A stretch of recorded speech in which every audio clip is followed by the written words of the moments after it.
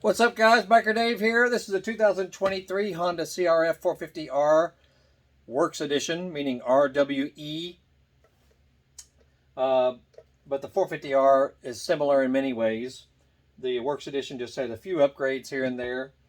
But if you're new to these newer models, I believe 2021 and up, they made some significant changes.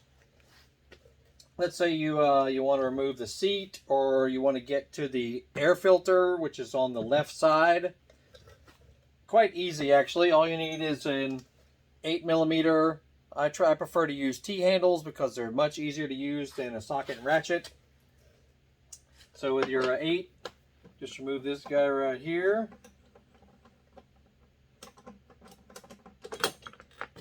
Let that guy come down, and all you do is just sort of slide it back.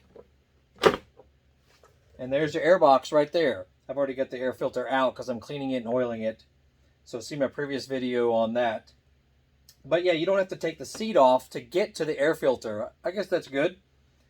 But if you do want to remove the seat, same thing. Stay with your 8mm, and you'll have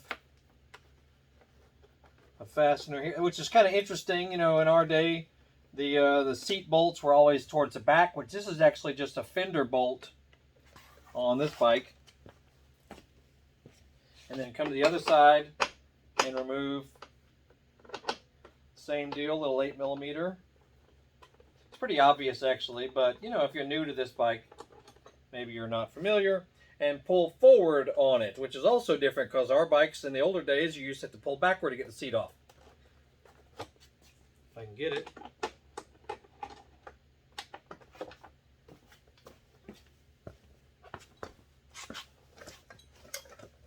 Sometimes you need a magnet also to get them out of their holes. Very handy because they're kind of recessed and they don't want to come out. Okay, and then bump it forward, and there she comes. So if you're wanting to get to the gas tank, or maybe you're replacing all your plastics or something, that's how you would do it. Then to put it back on, you'll start, notice the hook right here goes underneath that. So you'll start from the front. Make sure it looks nice and flat, and just put your fasteners back in. Then to put the number plate back on, you got hooks. You got a hook back here, and these little hooks towards the front of it. This little hook on the back has to go in that right there on the fender. So make sure that it's obvious going in. Push these little guys in right here.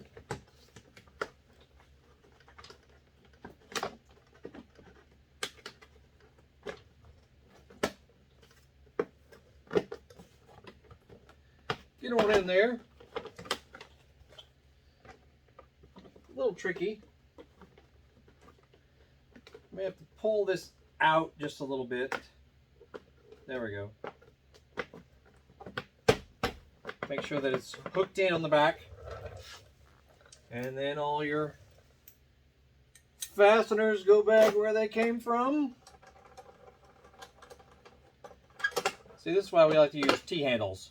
See how fast that is? Try to do that with a ratchet. Now you can do it with an electric tool if you wanted to.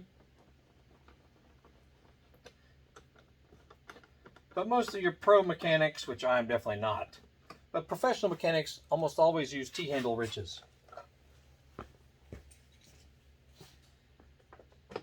So I definitely recommend them.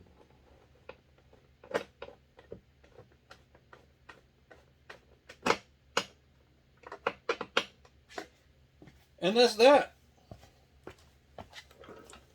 So yeah, like I said, see our previous video on how to actually work with the air filter and the filter cage, even how to remove the little backfire screen, which is this guy.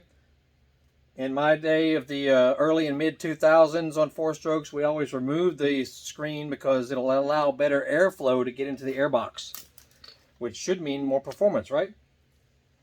Anyway, yeah, this is a 2023 CRF450R CRF450RWE for Works Edition. It comes with suspension upgrade, clutch upgrade, exhaust upgrade, hydraulic clutch even.